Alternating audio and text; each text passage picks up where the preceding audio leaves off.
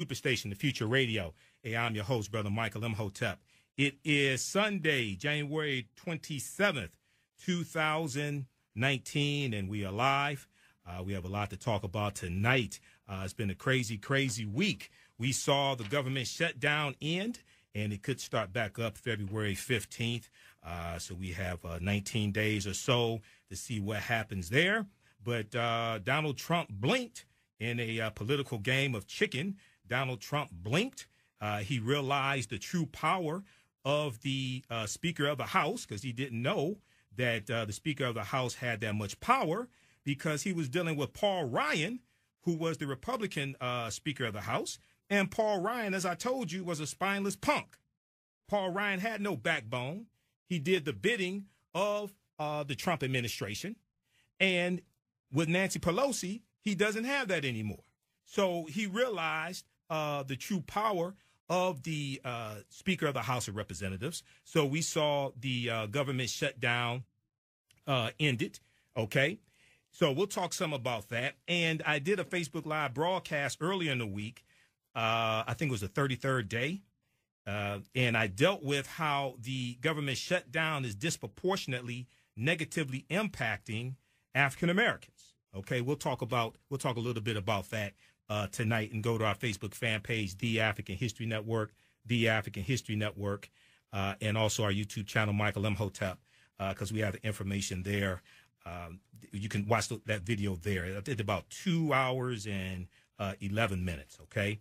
So we'll talk some about that. And then also we'll deal with part 2, dealing with Dr. King's distorted legacy and how Republicans love to praise Dr. King. They love to praise Dr. King while working year-round to dismantle his legacy. And we saw that with Mike Pence. You know, last week we talked some about some comments from Vice President Mike Pence, okay, about comparing Donald Trump to Dr. King. That was totally idiotic. But then also Dr. William Barber III, Dr. William Barber III, Reverend William Barber III, spoke at a Dr. King Day event in Tennessee.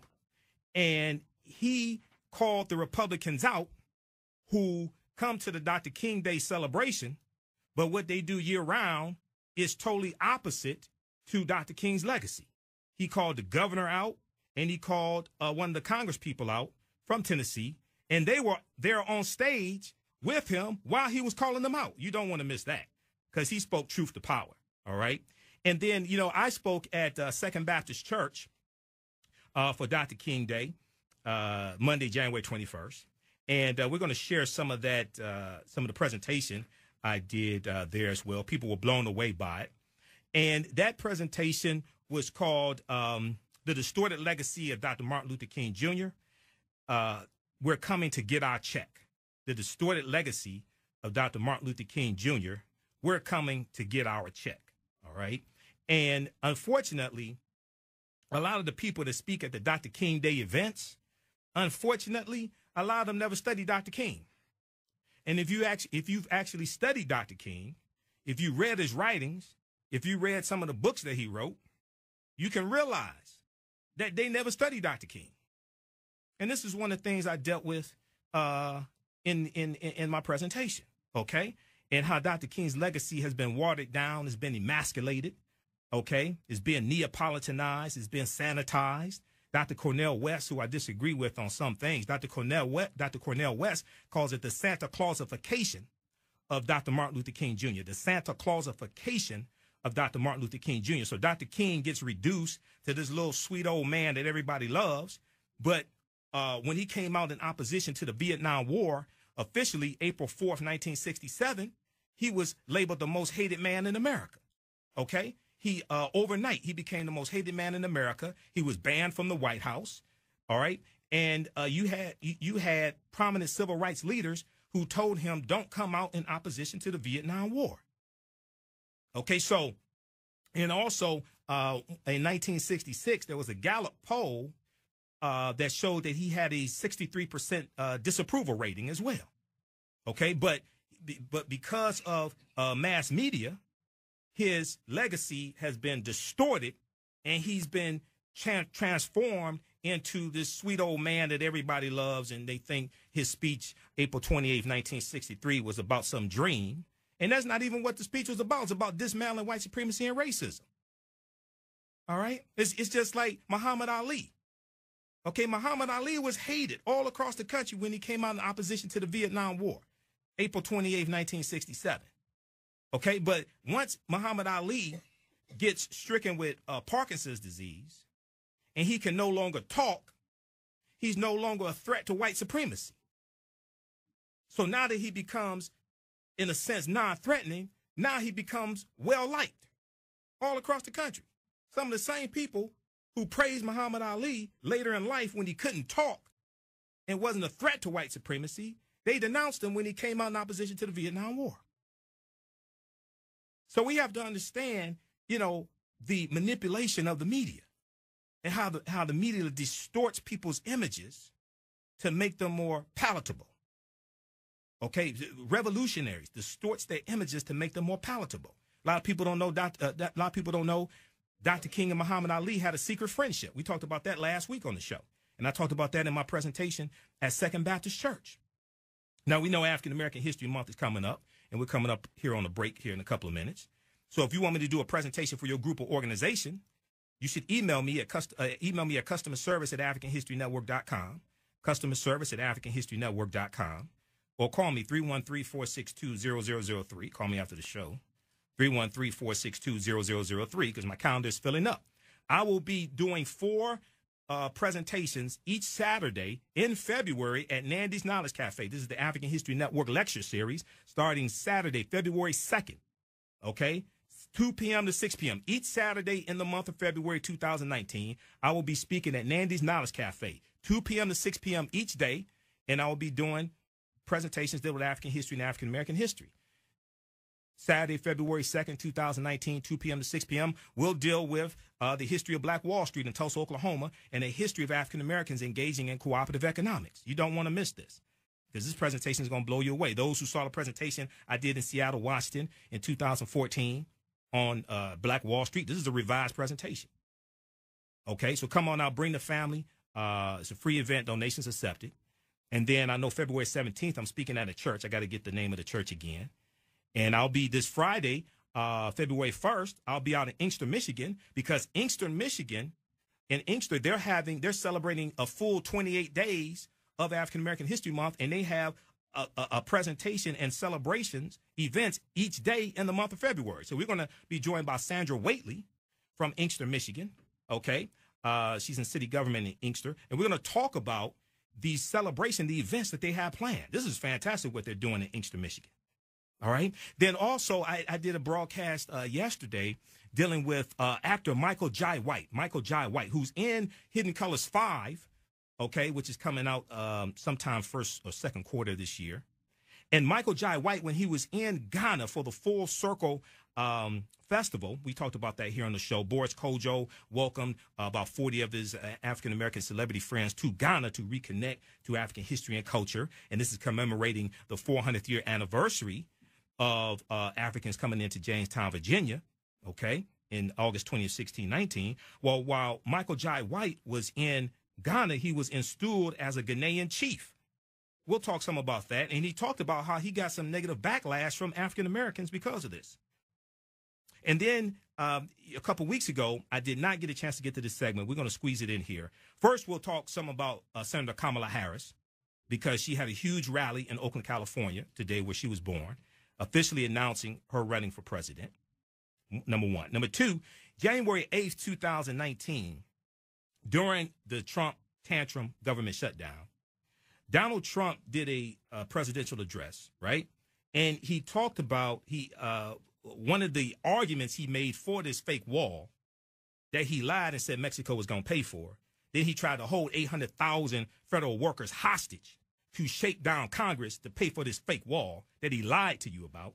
But one of the arguments he made was that African Americans and Hispanics are hit hardest by illegal immigration, even though he has undocumented immigrants working at his golf club in New York, as the Washington Post just reported a couple days ago, and also in New Jersey. So while this fool is sitting up here shutting down the government and people getting evicted from their homes, people going to payday loan places, This fool has undocumented immigrants working at least 2 of his properties that we know of.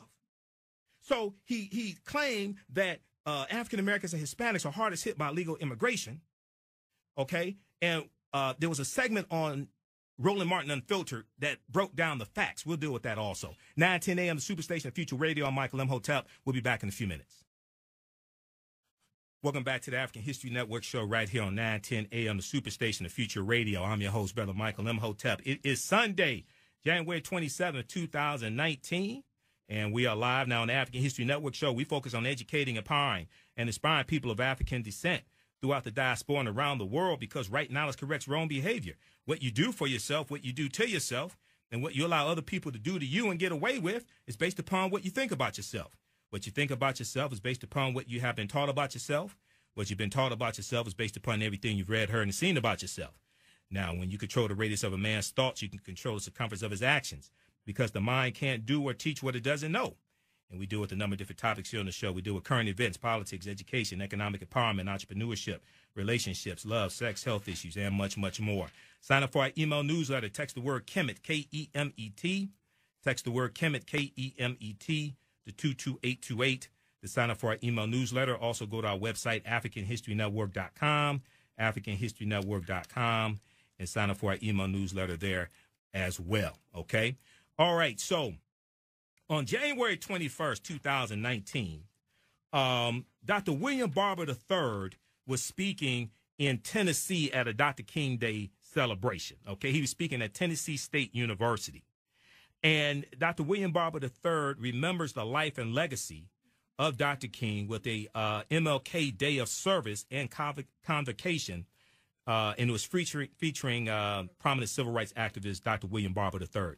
But he called out the governor there of Tennessee, the new governor there of Tennessee, and he called out the congressman, okay, because he was talking about how politicians will show up to the Dr. King Day celebration, but the rest of the year, they're putting policies in place to dismantle his legacy. Let's go to this clip. Okay, we got it coming. Sojourner preached, truth preached, and spoke relentless. William Lloyd Garrison, a true white evangelical who was an abolitionist, he preached and fought in the abolition movement. Fannie Lou Hamer preached and stood up for freedom and said, I didn't come here for just one seat. Rabbi Heschel, the Jewish rabbi, preached and drew on the Torah. And Rabbi Heschel said, there always is a quarrel between Pharaoh and Moses. Pharaoh is not ready to capitulate. The Exodus began, but it is far from having been completed. And then Rabbi Heschel, who Cornel West called the strongest condemnation of racism by a white man since William Lloyd Garrison. This is a white man talking. This is Rabbi Heschel. Racism is Satanism. It is unmitigated evil. Heschel told Kennedy, he told her, you cannot worship God and at the same time look at a man as if he was a horse just because he's a different color than you. He said religion cannot coexist with racism. It is a grave violation of the fundamental religious principle not to murder. Racism is public humiliation, and in the Talmud, public humiliation is tantamount to murder. That's Rabbi Heschel. And then Heschel put legs on his preaching, and he marched with Dr. King across the Edmonds Pettus Bridge. Dorothy Day preached in the Catholic Worker. And so preaching, if it's only words, and does not lead to acts of liberation on behalf of the poor, the imprisoned, the sick, the oppressed, and all those made to feel unaccepted, then preaching is just words with no purpose, talk with no action, lip service with no love, the sound and fury that signifies nothing. But did not Paul say, if I speak with tongues of men and angels, but have not love? So when we remember Dr. King, it's not enough to talk about celebration or his orator. And it's not enough to say, well, Dr. King just wanted everybody to come together. No, he didn't. He wanted folk to change. Just coming together, sitting in the real same room, and then letting the injustice stay like it is not the unity. He was a real preacher. He didn't just pontificate once a year or at speeches. His articulation was turned into liberation. And preaching is only authentic if it's embodied. So, on these Martin Luther King, wherever I go, I've been to 4 of them. People, everybody comes to say they love Dr. King. Corporations come. They'll even buy you a little breakfast now. Politicians come. Somebody like Mike Pence will take a quote from Dr. King, doesn't even know what it means. Y'all saw that? Said one of my favorite quotes is when Dr. King said, make real the promises of democracy, and that's what Mr. Trump is trying to do with his wall. Are you nuts? I mean, that ain't an anti-Republican thing, that's just foolish. When Dr. King said, make real the promise of democracy, he was talking about undoing racism and fighting for labor rights and living wages. So politicians can't say they love Dr. King and how he stood for love and unity, but then you deny and refuse to support his agenda. Right, Governor?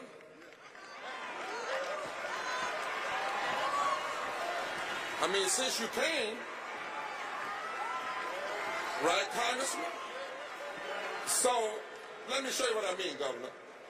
Dr. King would not have been for a wall. And to hurt it, how many of y'all are not against a wall? Everybody here that's not against the wall, politicians, everybody, and will tell Donald Trump, you don't need to be building a wall to separate people. We need to be spending money to give people health care. Stand on your feet. Now, anybody that doesn't stand on your feet, you get the seat. Wait a minute. How many folk in here believe, like Dr. King, that everybody ought to have what Teddy Roosevelt, a Republican, asked for 100 years ago, and that's health care for every citizen? Everybody believes that? Stand up. Now, if you can't stand up for that, then don't say you love Dr. King.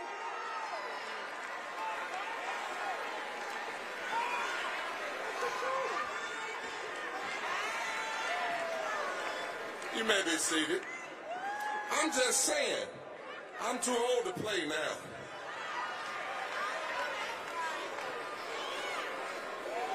And preachers, don't just think I'm talking to politicians. Just because you can talk about it from the pulpit, but then I'm going to say it like I feel it. They can find you for your pastor's anniversary, but they can't find you in the street with these students and these other folk fighting for injustice.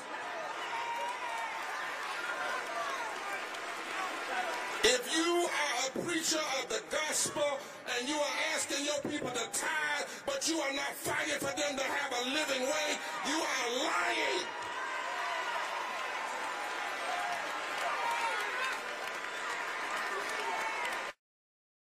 All right, so that was that was Dr. William Barber III. He was speaking at Tennessee State University on Dr. King Day.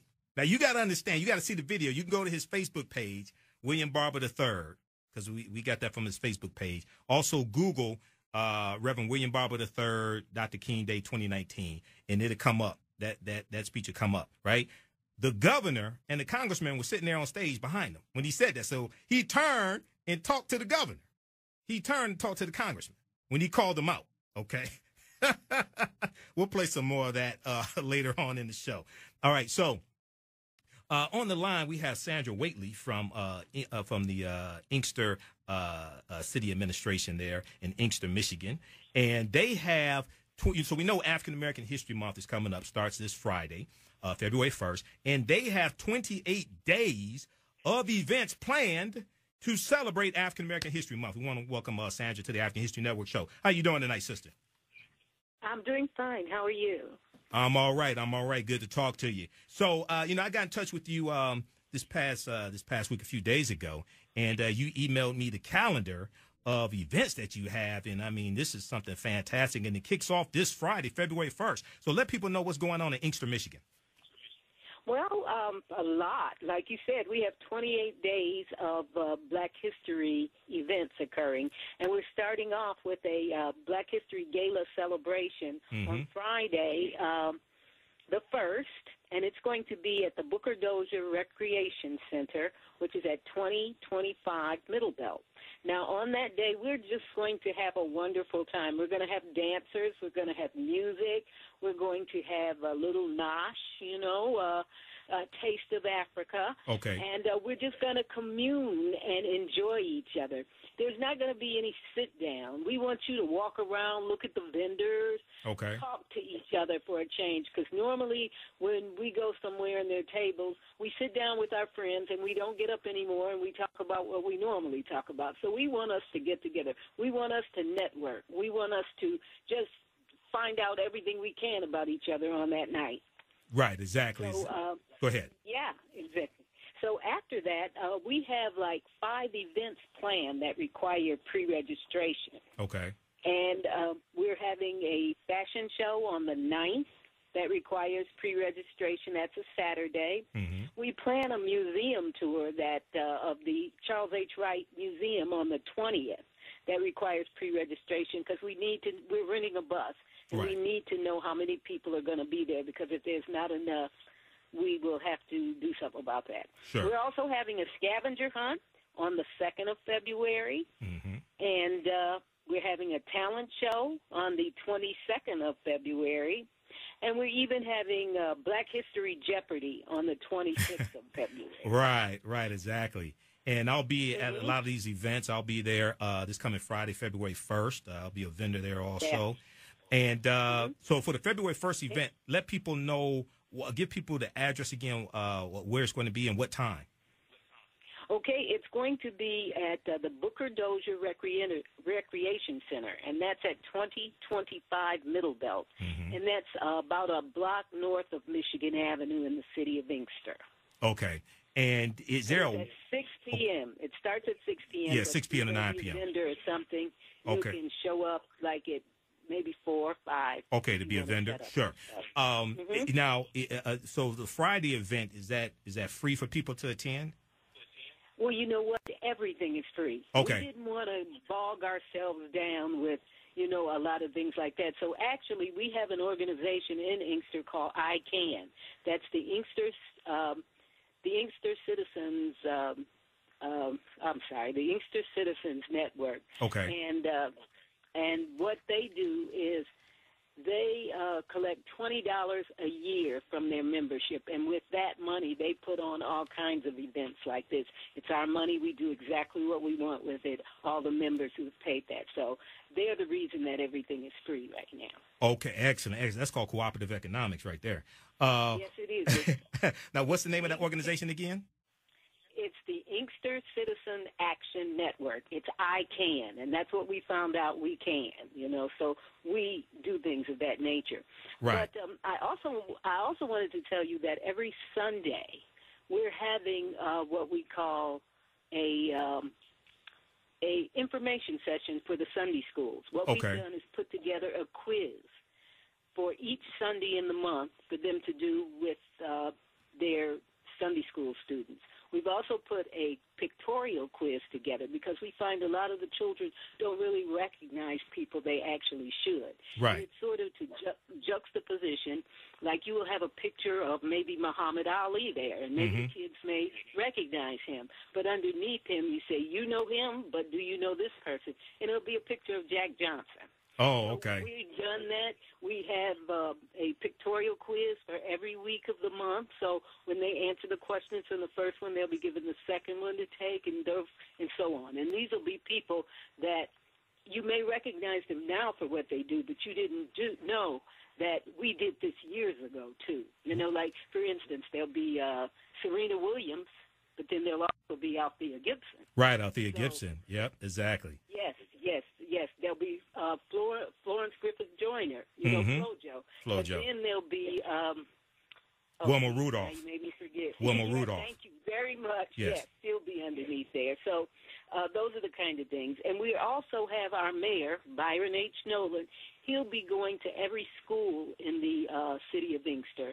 And we've brought quizzes and tests for the kids to take. We're going to spend an hour with them as an assembly. And then we're going to play a little game called Stump the Mayor. So the kids will get a chance to ask him questions about Black history and see how up he is on it, too. Right. So, like I said, this whole month is for us to get back in touch with each other. We have lost so much. In fact, we have a language lesson that's coming up where we'll be teaching Swahili. That's on the 6th, right? That's on the 6th. Yes. Right, on the 6th. And we'll also be teaching Wolof, which is a Senegalese language. Right, that's from Senegal, yes.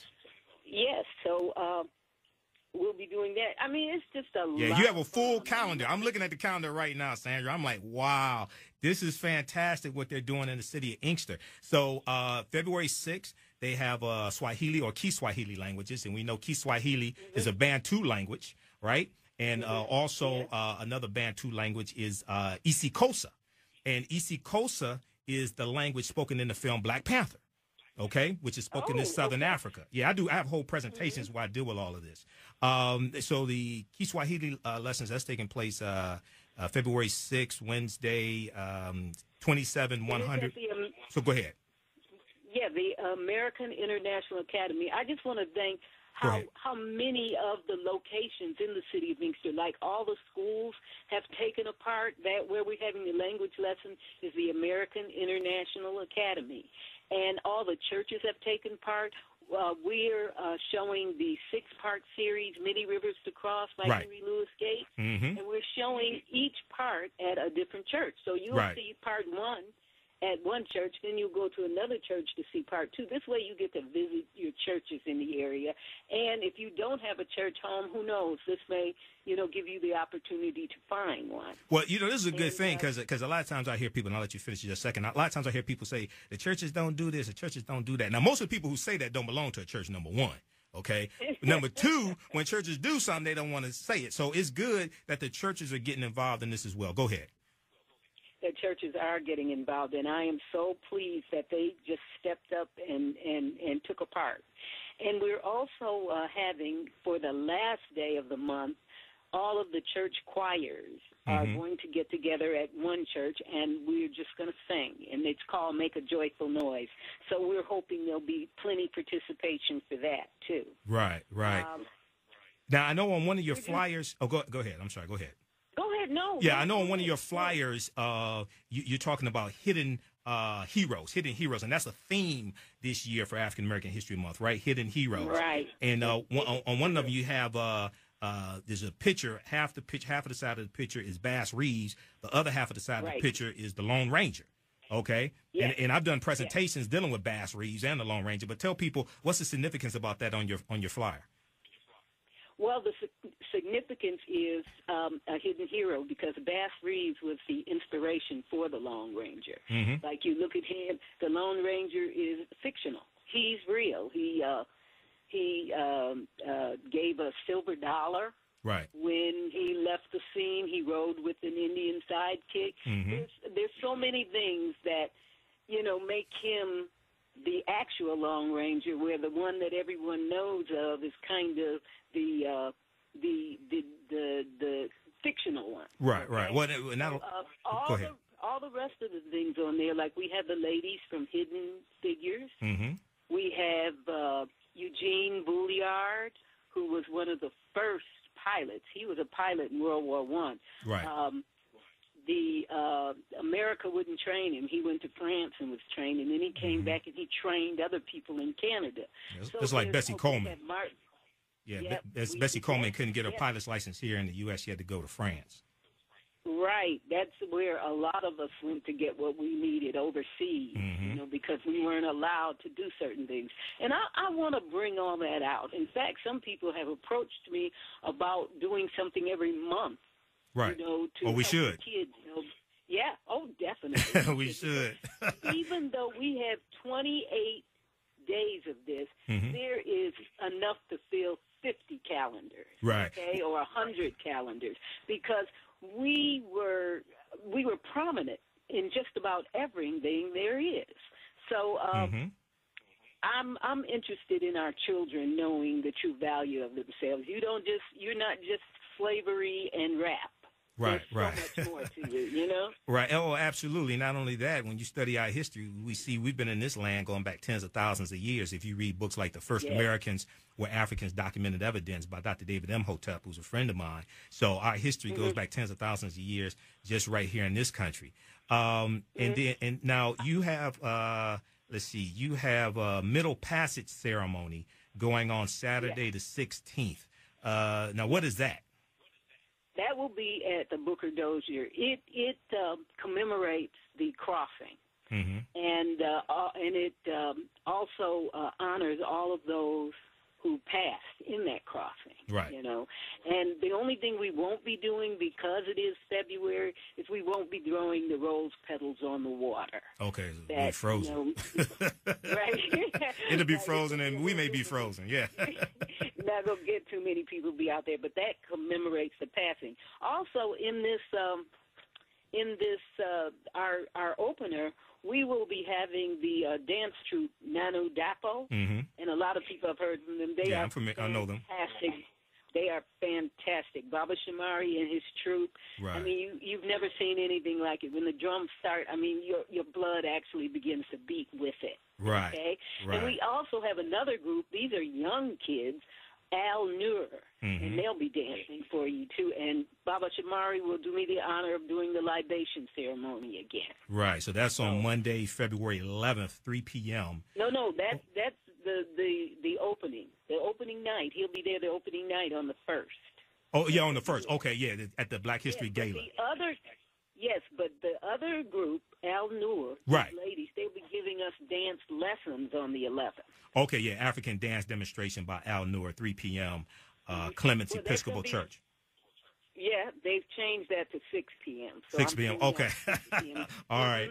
Yeah, be sure to send me the update. Just email me the updated calendar. Go ahead.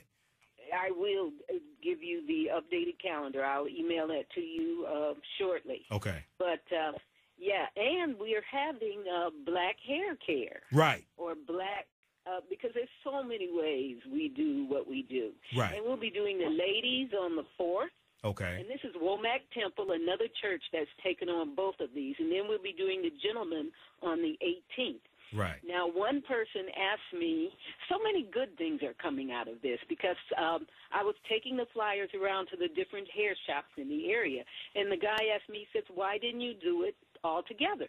I said, because one group and then the other group, he says, no, the guys love to come see the girls, and the girls come see the guys. You should have done it all together. Exactly. And then he said, let's do a hair care show later on this year. He said, he'll help me plan it. He'll help me do this. He'll help me do that. So people are getting involved, and that's a good thing. Absolutely. Especially nowadays, you know. So we'll be doing that later on this year, but we do have that. You don't have to pre-register for it. One is on the 4th, and the other is on the 18th, like okay. I said. So let go ahead and finish your thought. No, you finish. So let people know, number one, how do they see the calendar? Is there a website to go to, anything like that? Number two, how do they pre-register for these events?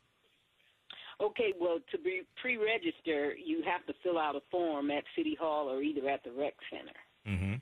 And because I don't believe I think we have the calendar on our city website. What's the city website? It's on our cable channel. What's the city website? Sorry, what? What's the city website? You can just put in Inkster, City of Inkster, and the website will come up.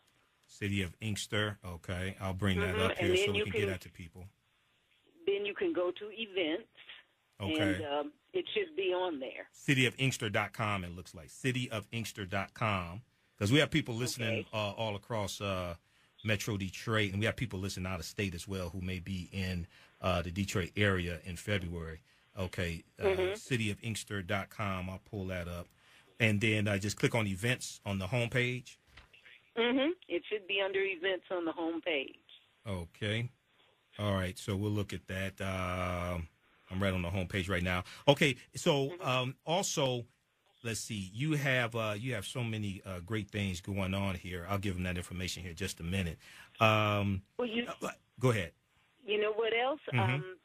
We have an African storyteller, but what it actually is it's this young lady who lives in Inkster, and she's written some black children's books, too. Okay. So she'll be on the 15th at our local library, along with another gentleman that I met last year, and he is 9 years old, and he wrote his first books when he was 6. Wow. And he'll be at this. Yes, his name is Darian Belcher. Wow. And if you get a chance to read his book, I'm trying to see. I think I have a copy of it here. But Okay. He was 6 years old when he wrote his first book, and he's in the process of writing his second one. I met this young man, and I was awed by him. I have called all sorts of people where he is concerned. Right. And I called Channel 4 for Rhonda's Bragg book. I called Rochelle Riley to see if she might mention him or utilize him during the reading month, which is in March. His book is called The Story of the Curse. The Story of the Curse. And the curse is greed.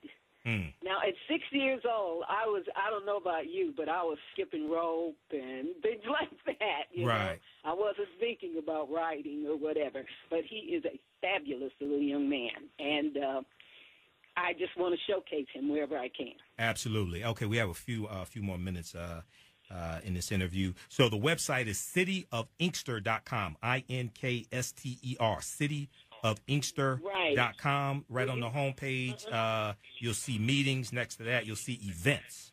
Okay, click on events, and you want to look at the month of February.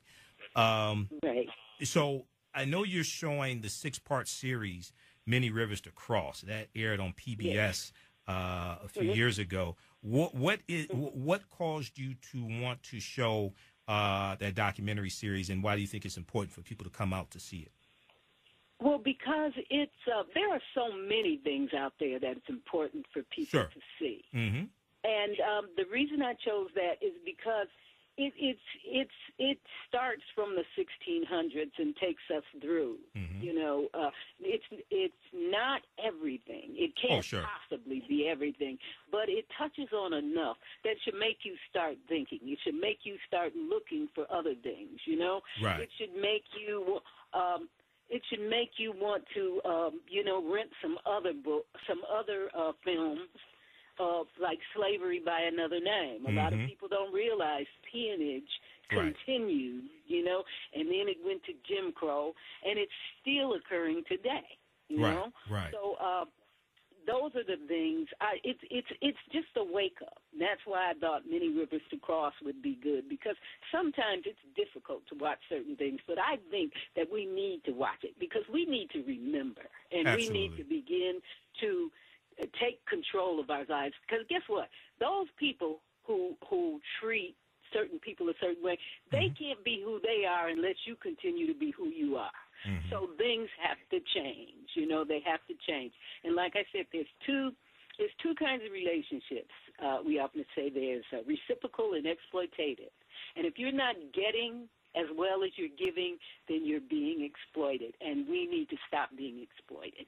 Well, absolutely. And the People's History and Culture teaches them how to deal with the problems of the past, in the present, and the future to meet the needs of the community. So this is extremely important. Now, is there going to be a discussion after each one of these installments that you're showing of Many Rivers?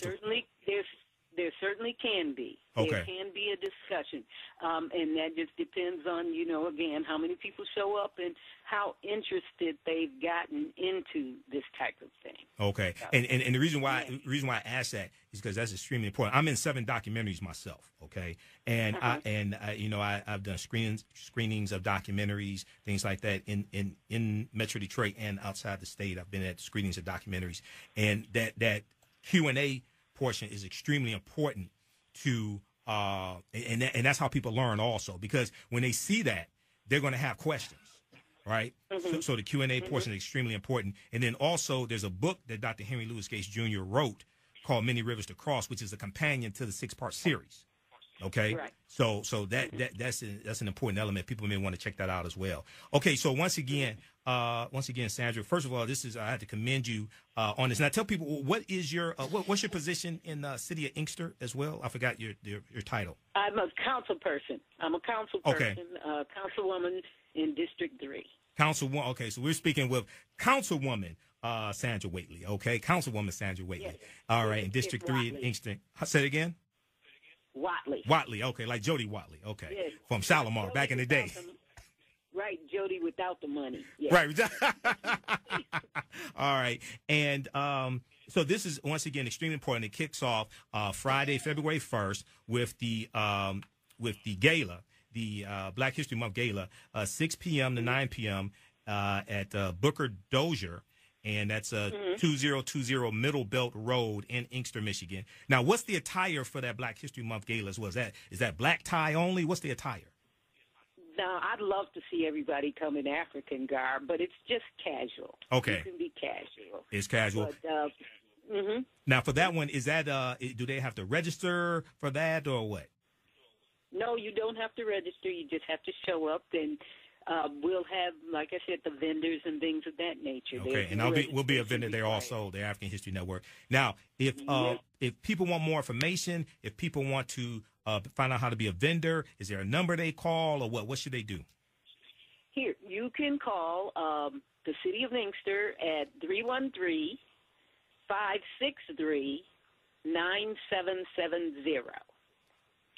And I will give that number again.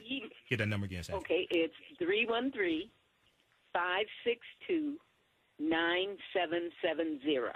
Okay. And I can give you an email number an email address if you would like to, send to get a copy of the calendar that's going on. Yeah, go ahead. You can send it to fwatley, Watley, at cityofinkster.com. That's S like Sam, Watley, Watley, at cityofinkster.com. All right. Well, look, Councilwoman, I almost said Congresswoman. Maybe that's in the future. All right, Councilwoman Waitley. Hey, look, I look forward to seeing you Friday. Thanks for coming on tonight. This is fantastic what you and everybody in the City of Inkster are doing. And keep up the good work, okay? Well, thank you. And we look forward to hearing you say a few words that night, too, okay? Yes, absolutely. All right, take care, sister. All right. Have a good night. Thank you. All right, we're coming up on the break here. You listen to 910 AM Superstation, the African History Network show on Michael Imhotep. We'll be back in a few minutes, and we'll continue dealing with the distorted legacy of Dr. Martin Luther King Jr. We'll talk about actor Michael J. White being enstooled as a Ghanaian chief in Ghana and getting backlash from African Americans. And we'll talk some about Senator Kamala Harris as well. 910 AM Superstation. We'll be back in a few minutes. Hi, I'm Hunter Ellis, and this is Atomic Beam USA, another bright idea from Bulbhead, the ultra-bright, tough-grade flashlight that features tactical technology used by U.S. Special Forces. This flashlight has a feeble 125 lux output. The Atomic Beam USA has up to 5,000 lux. That's 40 times more. We're going to drop it hundreds of feet from this helicopter. It hits the tarmac, and it's still working. That's what I call a tough flashlight. Heavy downpours, mud puddles, even extreme temperatures are no match. You could spend over $100, or the Atomic Beam USA can be yours for just $19.99 with free lifetime guarantee. Order now, you can double it and get a second Atomic Beam USA. Just pay a separate fee, and we'll even ship them to you for free. Atomic Beam USA is just $19.99. Order now. Call 1-800-638-2619 to get your Atomic Beam USA. Call now or go to atomicbeam.com. So call 1-800-638-2619. Deluxe version available. Order now. Stay up to date with current events and breaking news on our Facebook page. Search and like 910 AM Superstation on Facebook, and you'll see everything new, everything exciting, and all things Detroit. 910 AM Superstation News on Facebook Live right now.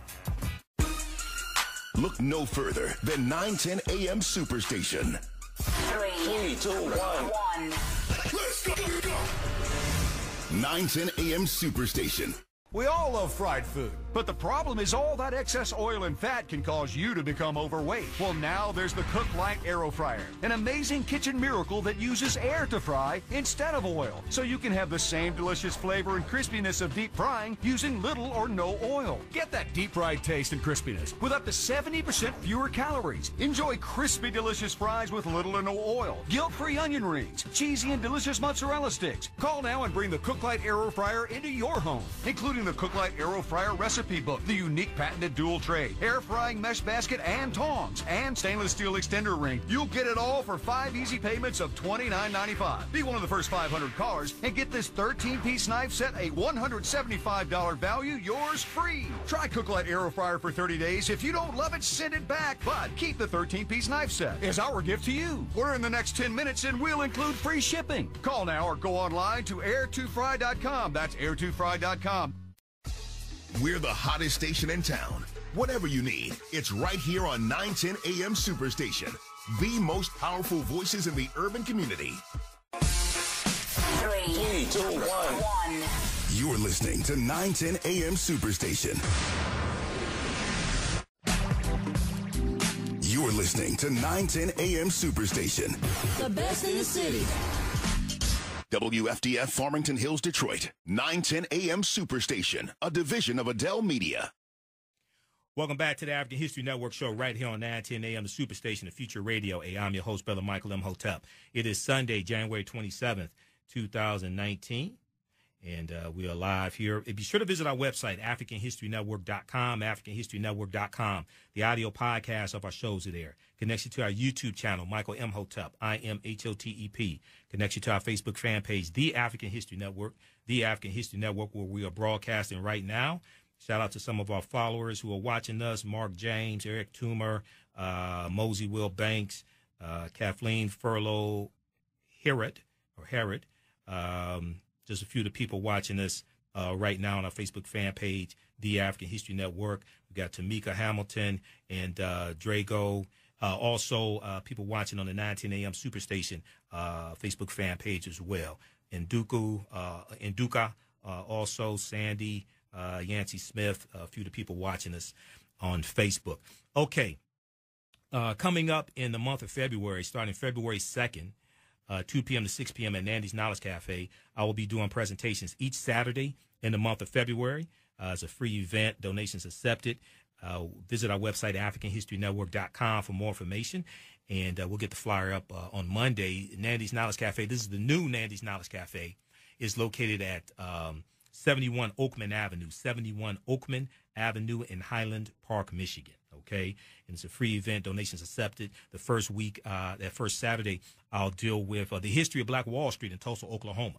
Okay, you don't want to miss this. And a lot of people don't know Black Wall Street was rebuilt after the race riot, and we rebuilt it with our own dollars. And we'll deal with some of the history of cooperative economics, okay? So you don't want to miss this. I'll have my DVD lectures there as well. Also, if you want to donate to the African History Network, paypal.me/The AHN Show, paypal.me/The AHN Show is you can donate there or at our website, AfricanHistoryNetwork.com.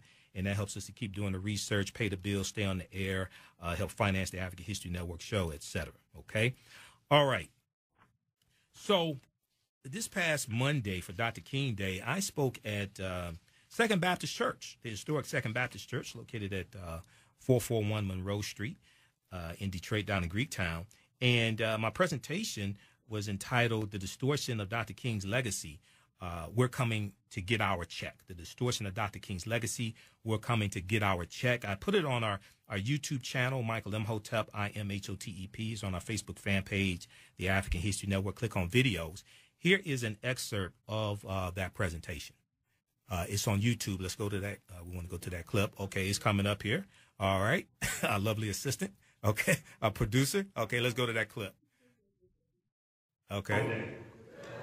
Okay, good. So we're here for Dr. King Day 2019. We're at Second Baptist Church, 441 Monroe Street in Detroit, in Greektown. I'm Michael Imhotep, founder of the African History Network, host of the African History Network show. I'm a talk show host, researcher, lecturer, and writer. And I'm also broadcasting this presentation on my Facebook fan page, the African History Network. where we have 1 million followers all around the world. So how many people listen to the African History Network show? Okay, we got a few listeners here. Okay, good. I'm on 9:10 a.m. Superstation. Sundays, 9 p.m. to 11 p.m. Eastern Standard Time. Thank you. I wasn't sure if I could move. That looked like really, really valuable right there, those pictures of Dr. King. So I wasn't sure if I was allowed to touch them or not. Okay, all right, cool.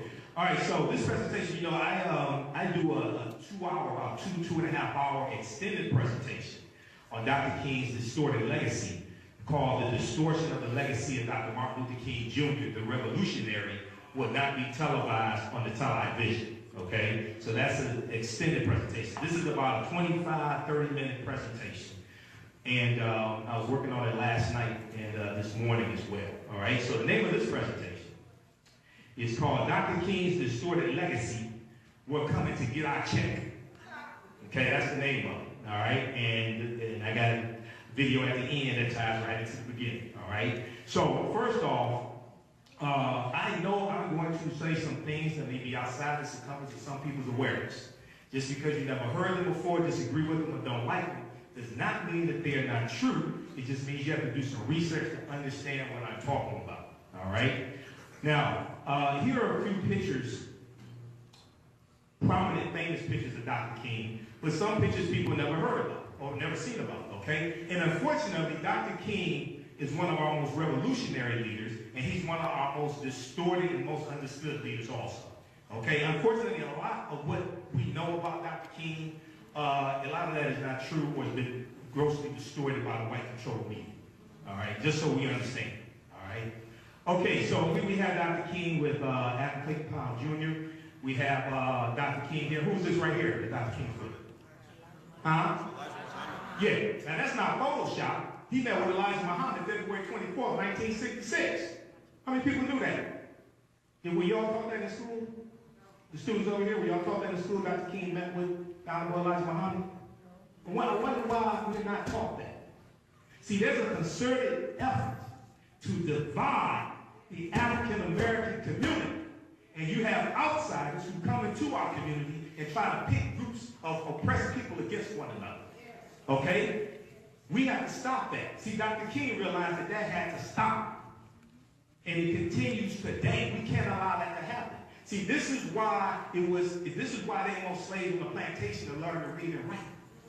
I'm one of the ones they would not want to learn to read and write, because when you can understand the game that they're playing, you can beat them at their own game. Now here's this Dr. King with who?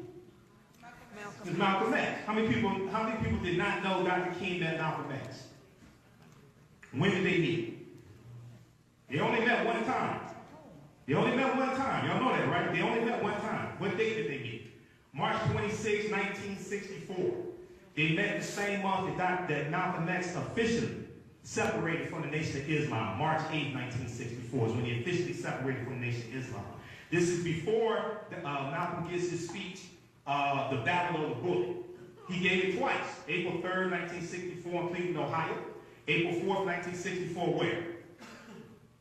Where did he give it April 4th, 1964? Detroit. In Detroit. Come on, people. He gave it in Detroit. And then late in April, Malcolm goes on his Hajj to Mecca. Okay? Now here's Dr. King with his wife Coretta. Here's Dr. King, who's this right here? Okay, we got to know Rosa Parks, because white supremacists ran her out of Montgomery, Alabama. She came to Detroit. It was John Conyers that gave her a job in his office. Congressman John Conyers. Okay? So Dr. King burst into the scene with the Montgomery bus boycott. When did the Montgomery bus boycott start? Started December 5th, 1955, Montgomery, Alabama. It's supposed to be a one-day economic boycott that lasted 381 days. They had no idea it was going to last that long. Okay? All right. This is just the introduction. This ain't even really the presentation. This is just the introduction. I'm just explaining pictures. All right, so I'm the host of the African History Network show, 9:10 a.m. the Superstation. We focus on educating, empowering, and inspiring people of African descent throughout the diaspora and around the world, because right now it's correct your own behavior. What you do for yourself, what you do to yourself, and what you allow other people to do to you and get away with is based upon what you think about yourself. What you think about yourself is based upon what you have been taught about yourself. What you've been taught about yourself is based upon everything you've read, heard, and seen about yourself. Okay, so if you want me to speak, I speak at churches. A lot of people surprised. I speak at churches. Yeah, I speak at churches. They haven't run me out of one yet. I speak at churches. All right, I speak at Kwanzaa events, African American History Month, schools, churches. I was a guest lecturer in the Department of Africology at Africology and African American Studies at Eastern Michigan University in October of 2018. Dr. Patrick Pia, who teaches the introductory to Africology class here, he brought me in to speak to this class. So I'm looking at doing a master's degree in Africology at Eastern Michigan University. So here's another one of our great leaders, Malcolm X. He said, if you're not careful, the newspapers will have you hating the people who are being oppressed and loving the people who are doing the oppressing. All right. Okay, so I already gave my disclaimer. I'm going to say some things that I probably already did, say some things outside the circumference of your own awareness. Just because you've never heard them before does not mean they're not true. You just need to do some research to understand what I'm talking about. Now, 3 reasons why I do these presentations. Putting together these presentations is a lot of work. And I was working on this, even though I've been doing the 2-hour presentation dealing with Dr. King for about, going back to 2015. This one here is specific for this event today. 3 reasons why I do these presentations. I tell people, you don't have to believe a word that I say. Proper documentation ends all conversation. Go do your own research.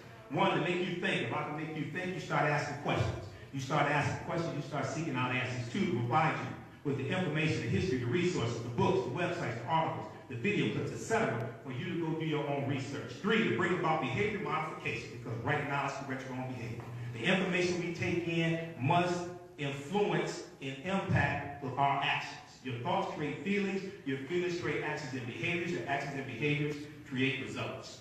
All right. And then Malcolm also taught us the media is the most powerful entity on earth. They have the power to make the innocent guilty and to make the guilty innocent, and that's power because they control the minds of the masses. And my degree is in business administration with a major in marketing, so I was trained in the program, and I know the program when I see it. All right. So, what do we know about Dr. King? How many books did Dr. King write? Can you tell me? Anybody ever read any books Dr. King wrote? Well, that was written by Dr. King. That was written after he passed away.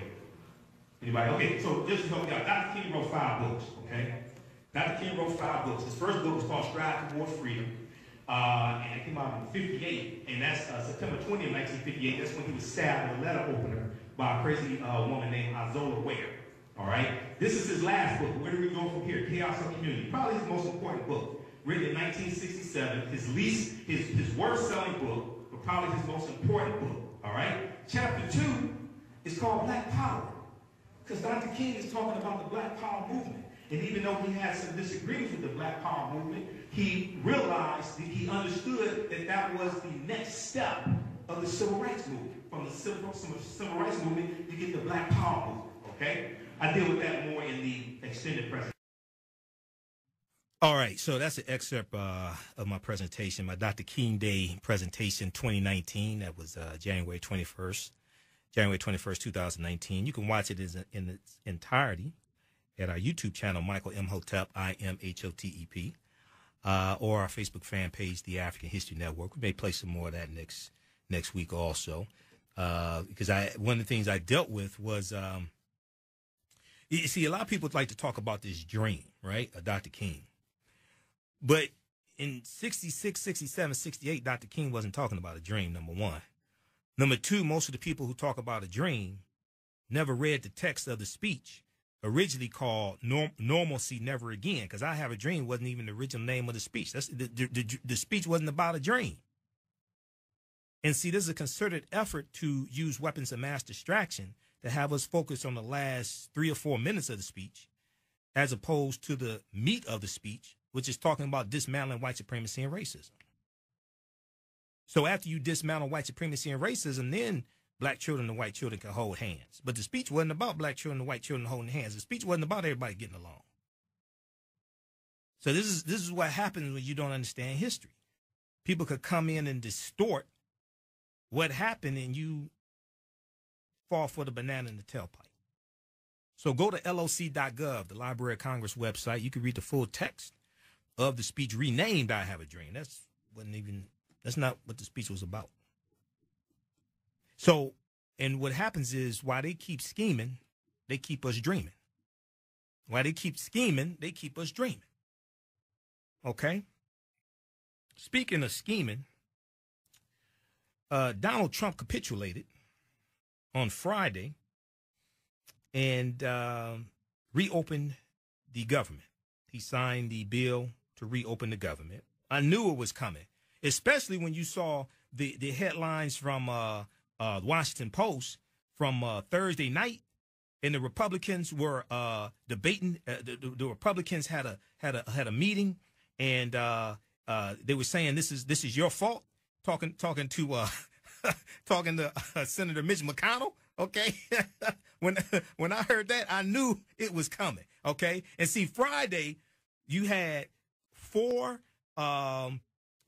major airports where flights were delayed because there was a shortage of Federal Aviation Administration employees, the traffic controllers. All right. Then you had a number of TSA agents who called off work, who couldn't show up. So you had delays at different airports getting through TSA. Okay, so when I saw that happen in the broadcast I did earlier in the week, I said, you know, what would happen if half the TSA agents just didn't show up? You know, not saying they wouldn't show up on purpose, but you have to have money to put gas in your car to be able to drive to work. And TSA agents, they make about $30,000, $32,000 a year. They're not making $174,000 a year like a member of Congress. You know, they're making $30,000, $32,000 a year. So I said, what would happen if half the TSA agents said I can't come in? And some of them have already had to quit because they're working other jobs. You have to make money. So all hell broke loose on Friday. And we saw what happened. Now, Trump is trying to stand tall, and he's threatening another government shutdown, right? If they don't fund his fake wall by February 15th, the day after Valentine's Day.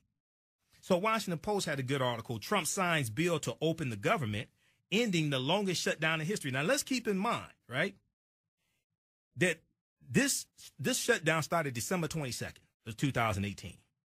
This was the third government shutdown of 2018, and Republicans controlled the U.S. House of Representatives, the U.S. Senate, and the White House. There were 3 government shutdowns in 2018 with this fool in the White House. Now, if Republicans wanted to fund his fake wall, they could have funded it and wrote a bill to fund it and pass the U.S. House of Representatives and the U.S. Senate and have them sign into law if they wanted to do that. They didn't want to do that. So Trump on Friday agreed to temporarily reopen the government without getting any new money for his U.S.-Mexico border, retreating from the central promise of his presidency for now in the face of intense public anger. Because there were, I mean, he was dropping in the polls. There was a Associated Press poll that found he was 6 out of 10 Americans blamed him for the government shutdown, and he was getting killed in the polls. You had Republicans turning on him, Republican senators turning on him, okay? And he caved in.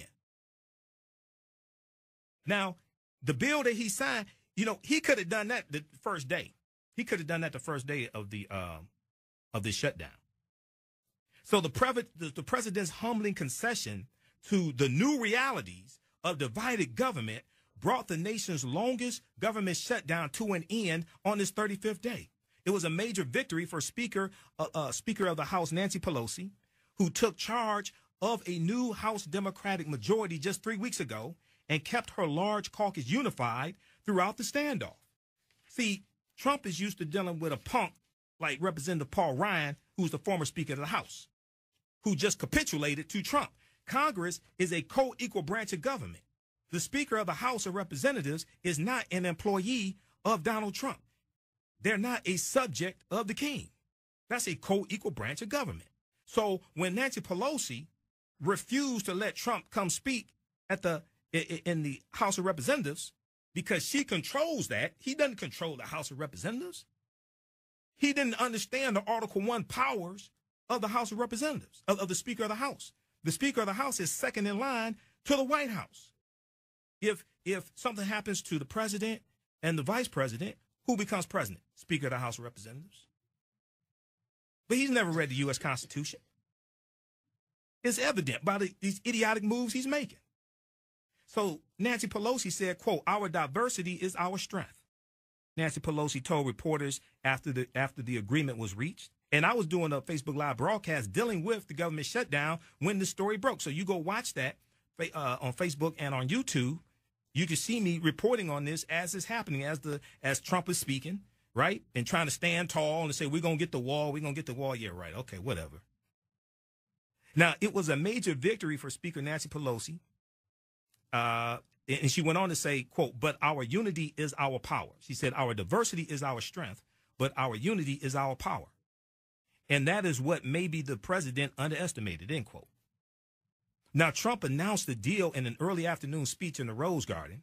By evening, the U.S. Senate and the U.S. House of Representatives had passed the plan by a voice vote, and both chambers adjourned. Trump signed the plan into law after Friday night, bringing an end to weeks of anxiety for 800,000 federal workers who will soon receive back pay after missing 2 consecutive paychecks, because they were supposed to get paid this past Friday. So it's estimated that sometime this week they'll be paid for those 2 pay periods. However, it looks like federal contractors are not going to be paid that back money that they're owed, because this applies for federal employees, not federal contractors. It looks like federal contractors are just going to be out of 2 paychecks.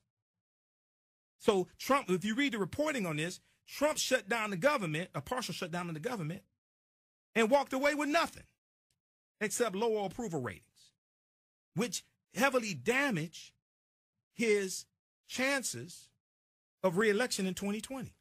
If he decides to run again, if he's not in prison, if he decides to run again, which is it's a good chance he may not decide to run again.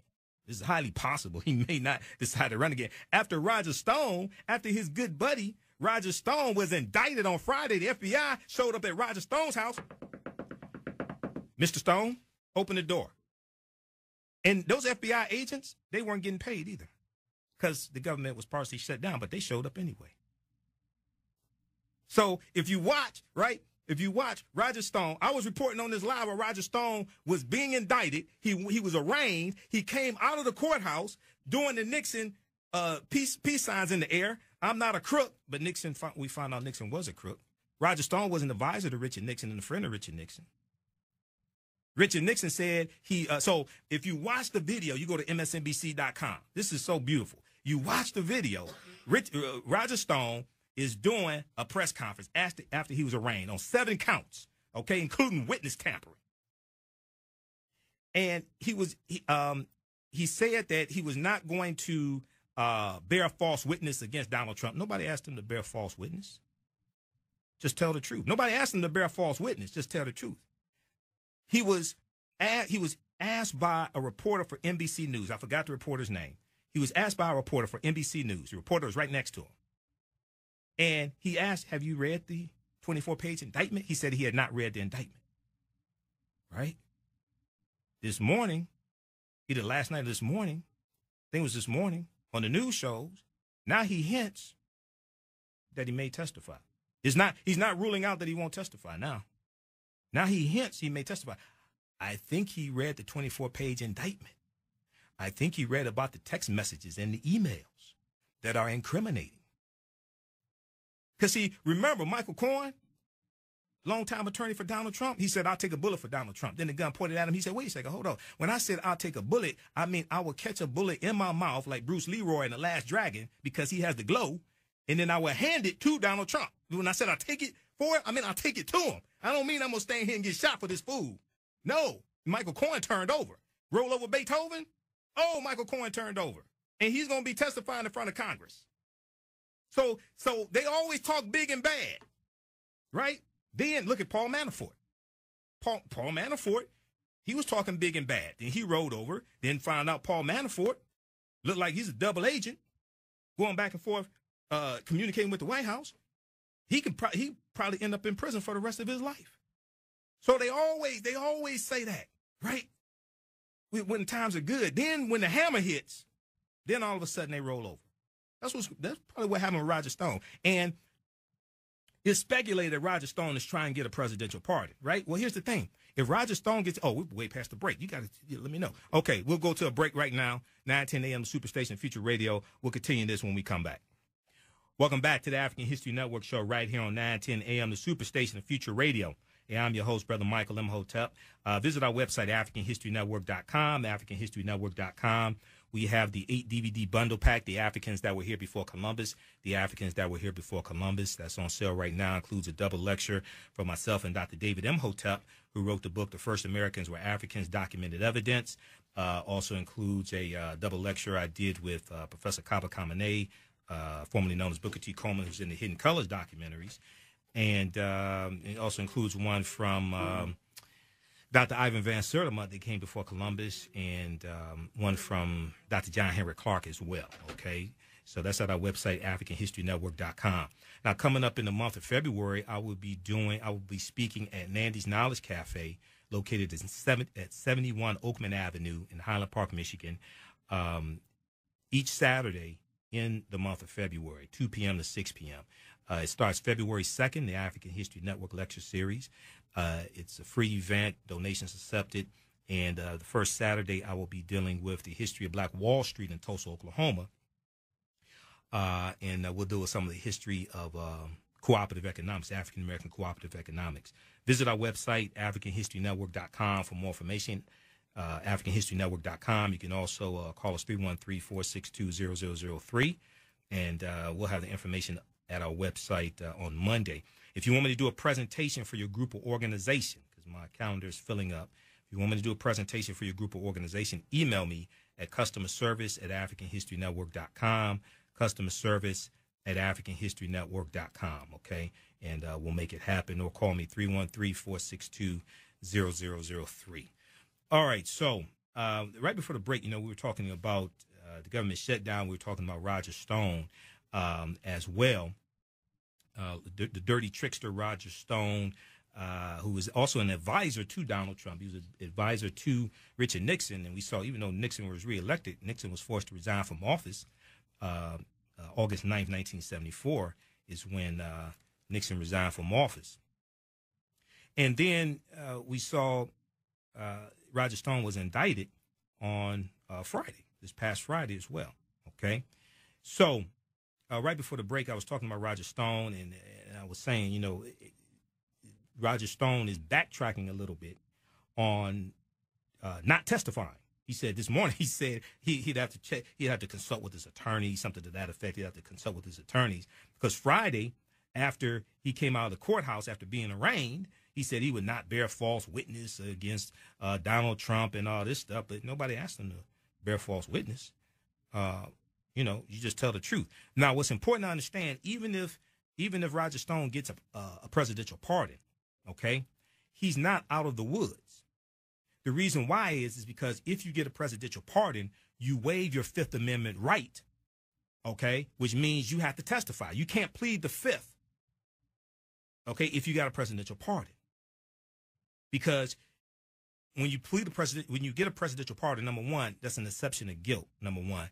Two, you can't be tried for those crimes, so you can't plead that the Fifth Amendment and say what you say can incriminate you, because you can't be charged because you got a presidential pardon. So he will still be forced to testify if he gets a presidential pardon.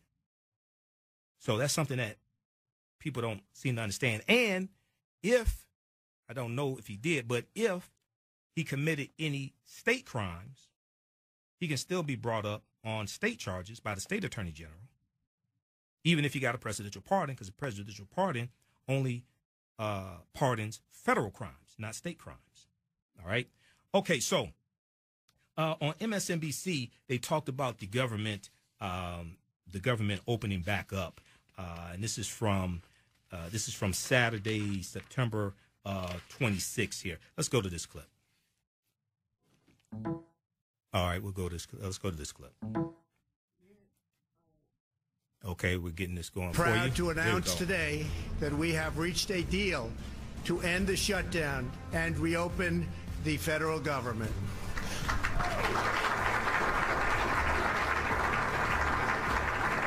As everyone knows, I have a very powerful alternative, but I didn't want to use it at this time. And hello, everyone. I'm Candace Gibson at MSNBC headquarters in New York City. We begin with the end to the longest government shutdown in U.S. history, but it's only a temporary solution. After 35 days of back and forth over border wall funding, there's a new deadline to make a deal. February 15th, after Valentine's Day. Republicans and Democrats have just 20 days to come to a compromise on border security or else. So what does that deadline mean for the president, the party, politics, and most importantly, the hundreds of thousands of workers and their family members who went without paychecks this month? My panel is here to break it all down. Jeff Bennett is at the White House right now, where the president has been tweeting all day, and also Basil Smikle, Democratic strategist and former executive director of the New York Democratic Party, is joining us, and Noah Rothman, who is MSNBC contributor and author of the new book, Unjust: Social Justice and the Unmaking of America. All right, let's begin with Jeff at the White House, where it has been a busy day for the president, at least his Twitter thumbs.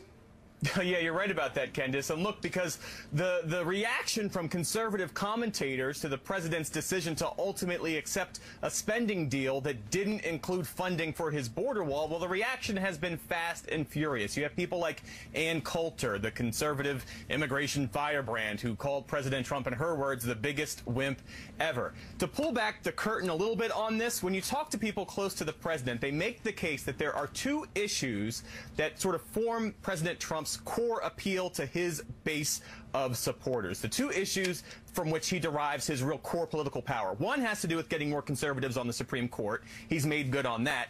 The other is border security. And given this perceived weakness now, that is why you see the president doing damage control, tweeting a number of times today, including a tweet just a couple of hours ago where he says, this was in no way a concession. It was taking care of millions of people who were getting badly hurt by the shutdown. So the president is now trying to shift the public narrative, but there is no denying that, one, he capitulated to Nancy Pelosi, and that all he has left to show for it are flagging poll numbers and all of the blame for this 35-day shutdown that really did nothing but inflict lots of damage directly and indirectly on a host of Americans, Candace. Yeah, Noah, does it seem like your party took an L for this? Oh, absolutely. But I would sort of make a distinction between the party and Donald Trump. I don't think that the public is genuinely is blaming the Republicans in the Senate, for example, or the minority in the House for this. I think that Donald Trump is taking the blame, and Donald Trump alone. I also think it's a bit of a misreading of his base to say that Ann Coulter constitutes a real voice who speaks for the solid core of Donald Trump's support. I believe but the president decided not to take the previous deal after Ann Coulter spoke out. Yeah, well, and also Rush Limbaugh, but people like Rush Limbaugh and Sean Hannity are not abandoning the president over this. What could hurt him is if he's perceived to have lost, not what he is perceived to have lost over. The wall itself has been sort of a MacGuffin from this presidency from the beginning. The Republicans in the majority never gave him the wall, and he never prioritized the wall. It was never really about the wall. It was about what the president wanted and what he was pursuing and his ability to fight for that. And what he's demonstrated now is he can fight, but he can also lose, and that could seriously hurt him. All right. Well, of course, Chuck Schumer and Nancy Pelosi were both speaking last night after this. They were careful not to take a victory lap. Take a listen. Speaker Pelosi, did the president underestimate you politically? And can you assure the public that there won't be another impasse in 3 weeks? I can't assure the public on anything that the president will do, but I do have to say I'm optimistic. I can't characterize the president's evaluation of me. Do you think that he thought he could get what he wanted? I think he thought no one should ever underestimate the speaker, as Donald Trump has learned. They really have to be careful, though. I mean, all right. So we're gonna pause it there. Check out that clip on MSNBC. That was Candace Gibson. He has a new anchor there on MSNBC. This is from Saturday, January 26, 2018. The name of that clip is "What Stops Trump from Shutting Down the Government Again?" What stops Trump from shutting down the government again? And I think he learned from this and the huge opposition against him that he shouldn't shut down the government again. He really learned a lesson from this. Even somebody as dumb as he is really learned a lesson from this. Now, there's an article from Washington Post. Okay, let me give you two articles here. One was dealing with, let's see here. One was dealing with the IRS, right? The IRS has received 5 million pieces of mail over this past month during the shutdown pertaining to taxes and things like this. Washington Post had an article from January 26, 2019. IRS will need at least a year to recover from government shutdown, watchdog tells Congress. IRS will need at least a year to recover from shutdown, from government shutdown, watchdog tells Congress. So the Internal Revenue Service has told lawmakers it would return from the government shutdown buried in millions of unanswered taxpayer letters, weeks behind schedule on training for workers, and in need of hiring thousands of new employees for this tax filing season, according to 2 House aides. The National Taxpayer Advocate, a government watchdog group that oversees the tax collector, has also told House staffers that it is likely to take at least a year for the IRS to return to normal operations, according to 2 House aides who spoke on the condition of anonymity because they were not authorized to speak publicly about the numbers. The watchdog group told House staffers that the recovery would take between 12 to 18 months. One House aide said, these numbers assume the government does not shut down again in 3 weeks. The IRS did not respond to a request for comment. Now, the Trump administration ordered more than 30,000 employees back to work without pay to prepare for tax filing season, which is set to begin next week. But about 8,000 workers have claimed a hardship exemption, to return to work, while an additional 5,700 workers could not be reached, the House aide said. And there was an article from the Washington Post on Friday that dealt with, and I talked about this in my broadcast on Friday, it dealt with how 14,000 IRS workers did not show up to work this past week because they were ordered to come back to start processing tax returns and things like this and refunds. And 14,000 of them didn't show up to work because they weren't getting paid during that period of time. So now you have this backlog. So Donald Trump announced a deal on Friday to fund the government for 3 weeks. We know a deal that includes no additional funding for his fake wall. But challenges to the IRS as well as other agencies are expected to persist after the longest shutdown in government history. For instance, the IRS has a backlog of 5 million unanswered pieces of mail from taxpayers, up from 2.5 million on January 16th, 2019. IRS officials have told House aides. With in-person taxpayer assistance centers closed during the shutdown, the IRS was receiving more than 700,000 pieces of mail every day, up from 200,000 pieces of mail daily as of January 16, 2019. The government shutdown also delayed training for IRS employees, who must be taught how to implement changes to the U.S. tax code passed by Republicans in 2017. About 2,000 recently hired IRS employees also need to be trained before they can start answering taxpayer questions over the phone. See, this is something I explain to people. You don't understand how important the government is. And I know you got people running around saying, well, if we have more black businesses, we wouldn't have to rely on the government. Really? What makes you think that? You understand that government and policies and regulation impacts business?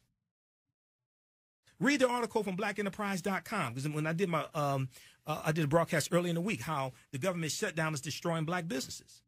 January 17, 2019, Black Enterprise had a fantastic article, blackenterprise.com. The government shutdown may destroy many black businesses and budding entrepreneurs. And they cited an article from NPR.com, NPR.org, entitled Barely Treading Water, Why the Shutdown Disproportionately Affects Black Americans. Barely Treading Water, Why the Shutdown Disproportionately Affects Black Americans. African Americans make up 18.4% of federal workers, and African American businesses, there are approximately 3 million of them now, they make up 2% of overall businesses in the U.S., but they make up 11.4% of government, 11.7% of government contractors, federal government contractors. You have African American businesses who have contracts with the federal government. Well, guess what? They weren't being paid during that period of time, even though many of them were still providing the services. So if you look at this article from blackenterprise.com, it talks about an African American business owner here who spoke under the condition of anonymity. One black small business owner speaking on the condition of anonymity says the shutdown is hurting his business in many ways. He says the federal government being his largest customer, his business has lost hundreds of thousands of dollars or 50% of his monthly total revenue since the closure began. Plus, his Detroit-based company has shipped more than $500,000 in goods to the federal government since early December. And though he has a purchase order for goods, he can't receive payment as there are no federal employees to process the invoice. The entrepreneur was also forced to lay off 14 employees since December 2019 due to lack of cash flow to meet payroll obligations in December 2018 to meet payroll obligations as of January 2019 because of lingering problems with the government. He said, quote, the shutdown has prevented my company from receiving payment and shipping contracted goods to my largest client, end quote. Now, Ken Harris, who's a friend of mine, we used to work together with the International Detroit Black Expo. Ken Harris is president and CEO of the National Business League, which used to be the Negro Business League founded by Booker T. Washington in 1900. Ken Harris said no one wins in partisan gridlock. He added that black businesses are suffering the consequences of the government shutdown, affecting their ability to serve their customers, access much-needed capital, and deliver quality services on time. Remember, now, wasn't it Donald Trump during the 2016 election? He asked African Americans, what the hell do you have to lose, while he's speaking in front of predominantly white audiences. He's asked African Americans, what the hell do you have to lose? We didn't understand how much we had to lose because we didn't understand how politics impacts every aspect of your life, from the water you drink to the air you breathe to the food you eat. And politics is the legal distribution of scarce wealth, power, and resources, and the writing of laws, statutes, ordinances, amendments, and treaties, their adoption, interpretation, and enforcement. We didn't understand how central that is. If white businesses are negatively impacted by this government shutdown, you think African-American businesses aren't? If white people are negatively impacted by this government shutdown, you think African-Americans are not? And then the SBA was shut down so they couldn't process Small Business Administration loans to African-American owned businesses. The patent office was closed. So if you are an African-American business, you have an invention, the patent office is closed. So they couldn't process your patent application.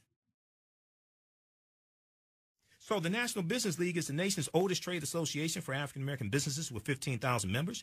Ken Harris says National Business League members who are black suppliers to the federal government have been hurt by the government shutdown. Those firms include businesses offering professional services, construction, logistics, and facility maintenance services, to name a few. Ken Harris noted black businesses contracting for the federal government won't be paid until the shutdown ends. He added the opportunity to bid for new businesses drives up as government employees are furloughed and some contractors potentially start receiving stop work orders from agencies. Now, the SBA, so later in the article, it says the SBA, the Small Business Administration, the Internal Revenue Service, Department of Agriculture, Department of Commerce, and several other federal departments provide services crucial to businesses in several industries, including housing, lending, farming, and even craft beer brewing, the Washington Examiner reported. Ken Harris says black businesses are undercapitalized in terms of access to capital, and due to the shutdown, the SBA won't be processing loan applications, which means companies applying for funding will have to wait until the stalemate ends. And the SBA, when they make loans, where does the money come from? Taxpayer dollars. Do African Americans pay taxes? Yes, we do. That's a reallocation of our taxpayer dollars. So when you actually do the research on this, you see that this government shutdown has wide-ranging impact. Okay? And this drastically, this disproportionately negatively impacted African Americans. If we look at the article that one of the source articles for the article from blackenterprise.com, this article is from NPR.org, National Public Radio, barely treading water while the shutdown disproportionately affects black Americans. It talks about how African Americans are about 10.5% of the civilian labor force. but 18.4% of federal employees. And a lot of this has to do with is the federal government who first enacted affirmative action. That was signed into law September 25th, 1965, President Lyndon Johnson, Executive Order 11246. So there were more opportunities in the federal government oftentimes than in the private sector. According to data from the Office of Personnel Management, the share of federal workers who are African American women is roughly twice as high in the federal government as it is in the greater civilian workforce. This won't be new to anyone who studies race in America or is cognizant of how it works, but it's going to disproportionately affect black women. Donald Trump asked, what the hell do you have to lose? I tried to tell you. I tried to tell you. All right, so check all this out. Go watch the broadcast I did. I did about 2 hours and 11 minutes, something like that, or an hour and a half, something like that, dealing with black businesses are being destroyed by this government shutdown. It's at our YouTube channel, Michael Imhotep. Be sure to subscribe on our YouTube channel and click on the bell there as well, so you know when we upload videos and go live, and our Facebook fan page, the African History Network. All right, so look, let me get to this other story quickly here. We run out of time. So Senator Kamala Harris, we know she announced on Dr. King Day she was running for president. She ain't doing an exploratory committee. She announced she's running for president. She had a huge rally to officially announce it today in Oakland, California. She was born in Oakland, California. NBCnews.com has a good article. Kamala Harris hits Trump, promises progressive change in presidential campaign kickoff. So read that article from NBCnews.com. We'll talk about this some more next week. This morning on AM Joanne Reed, before she had the rally, there was a good segment that Joanne Reed did talking about Kamala Harris, and she had a panel. Let's go to this clip here. Kamala Harris announces she's running for president in 2020. Let's go to this clip.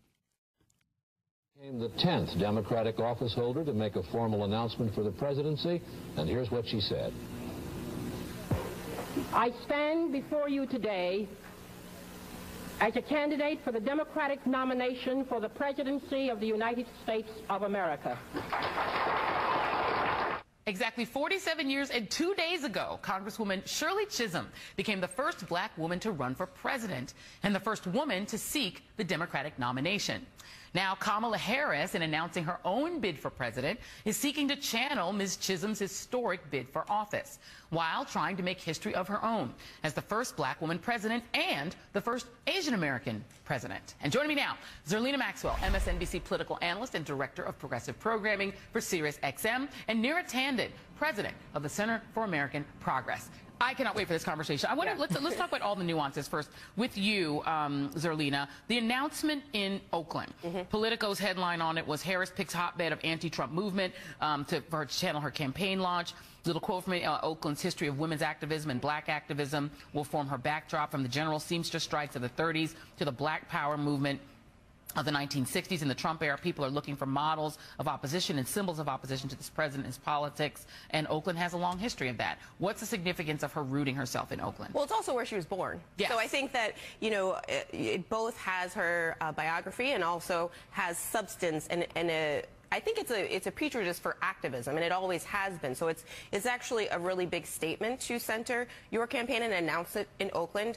I would also add that her sister Maya Harris, who's the chair of the campaign, was the executive director of the ACLU of Northern California. And so I think that there's a long history of activism around race and gender and all kinds of civil rights issues in that space. And so I think it's actually a statement to center and announce your campaign in a place like Oakland. And, you know, Neera, I'm wondering if, you know, when Nikki Haley gets talked about as a potential presidential candidate, the media gets all excited because of her Indian background, because it would be so historic. I wonder how much Kamala Harris will lean into that part of her background. I'm going to show this picture from her Instagram, and she really, you know, sends up her mom a lot, who unfortunately passed away, and she's very much centering her as somebody who inspired her to activism. Her dad is Jamaican. Her mom being Indian. Do you think that for Asian Americans, she also has that same inspirational potential? Absolutely, and I think actually the story of her mom is such an amazing immigrant story as well. So, I mean, Kamala has been talking about her roots as the daughter of an Indian immigrant.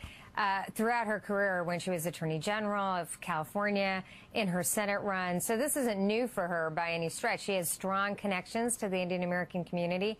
And again, I think the story of her mom, who was an Indian immigrant who came here, became a single mom, raised two incredible daughters, taught them that they could be anything. And I think it's incredibly inspiring to the Indian American and the Asian American community. And also, it's one of the real passions for her because she has been such a strong champion on immigration reform and protecting immigrants during the onslaught of attacks of this administration. And so I think it's both her biography, her connection to the community, but also an incredibly pressing issue for her and will be an incredibly pressing issue in 2020. Let's talk about some of the complications of that because, you know, as a first-generation American myself, I note the, you know, the Jamaican background, the fact that she's like what we would call a Jamaican, American born with a Jamaican parent. But for African Americans, you started to hear some of these rumblings about, quote, her blackness. Right. Because, you know, like Obama, she has this story that starts outside of the United States and whether or not that somehow separates her. Right.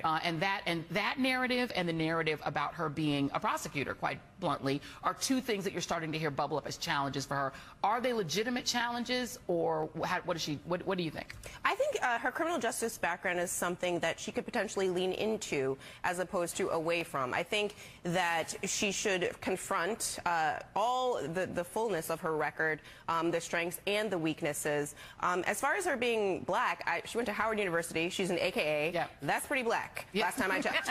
So I think, you know, the idea that, you know, your blackness could be tested. I mean, maybe I talk a little bit too white to be completely black, you know, according to some people. And I just think that test is an unfair test. Yeah, it feels like Obama all over again. Right, and I think that, you know, Joy, she can be the fullness of who she is. She is part South Asian, she is part Jamaican, and she is American. Yes. And she went to Howard, and she's an AKA, so she's black. So there should not be any debate over that, and I think we should look at her record. We should look at the policies that she's putting forward. Now, Maya Harris is the chair of her campaign, her sister.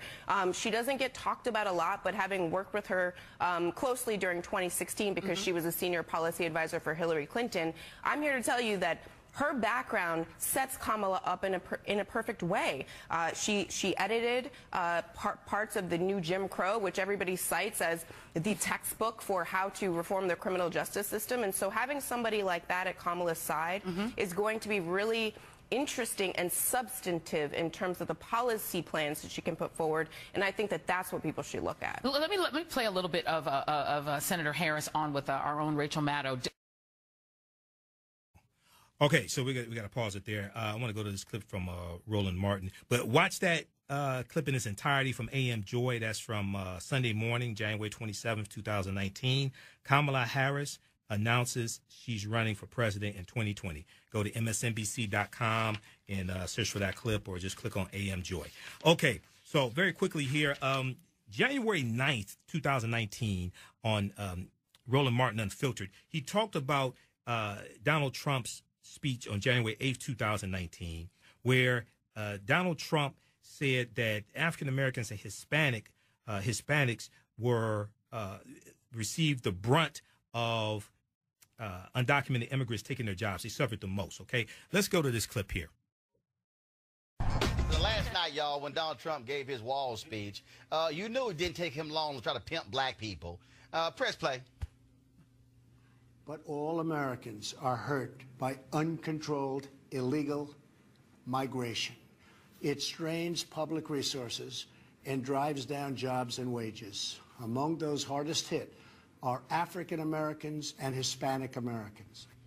The question is that true? Joining us right now is Dr. Carol Swain, author of Debating Immigration. She says that is the case. Dr. Bill Spriggs, an economist, professor at Howard University, also chief economist, AFL-CIO. Different perspective. So, Carol, I'll start with you. You say Donald Trump is correct that illegal immigration hurts black people? I've been saying that for years. I wrote my first book, published a book with Cambridge Press in 2007. And one of the reasons that I published that first book was because the black leaders were not speaking to the facts. When you have a oversupply of labor, surplus labor, it hurts blacks, poor whites, as well as Hispanics, anyone that has a low wage, low educated worker, they are hurt by the competition. Okay. Bill Spriggs, you studied these numbers quite well, led the economics department at Howard University. What do you say to what Carol just said? Well, let's separate a couple of things here. First off, the wall has nothing to do with illegal immigration. So spending $5 billion, if you want to help disparately impacted workers, that's not where I'd spend it. Spend it on education, job training. But let's separate that. Second thing is the issue immigration or is the issue illegal? And so if someone is here undocumented and cannot assert their full labor rights, then yes, that hurts everyone in the United States, all hues, because those workers can't assert their rights as workers. But do their numbers and do immigrants hurt? That's not true. Here's the case. Immigrants create demand. So if you look at cities that have been severely hurt, like Flint, Michigan, this is not from immigration. This is from General Motors deciding we won't make auto parts in the United States. If you look at New Orleans before Katrina, black people had no competition from immigrants, but had horrible jobs, horrible wages, and died in the flood because they didn't have transportation to leave the flood. So where you don't have immigrants does not mean that black people prosper. When you have immigrants, you create demand. What do we do as a people? Disproportionately, black people are employed in transportation. If you show me a community that's shrinking and dying, they don't have public transportation, they're not hiring bus drivers, they're not hiring subway engineers. So we gain jobs from having increased demand. Okay, we'll pause it right there. All right, check that out on YouTube, Roland Martin's YouTube page. You can watch it in its entirety. Are they taking our jobs? Are they taking our jobs? Very quickly, also, check out the article from Vox.com, Kamala Harris's controversial record on criminal justice explained. Kamala Harris's controversial record on criminal justice explained. That's at Vox.com, VOX. That's probably one of the best articles that's balanced, that deals with a criminal justice record. And the most important thing for all of these candidates is to present an African-American agenda, not hold Kamala Harris to a standard we're not going to hold the other 9 candidates to. Because Elizabeth Warren announced an exploratory committee 2 months ago.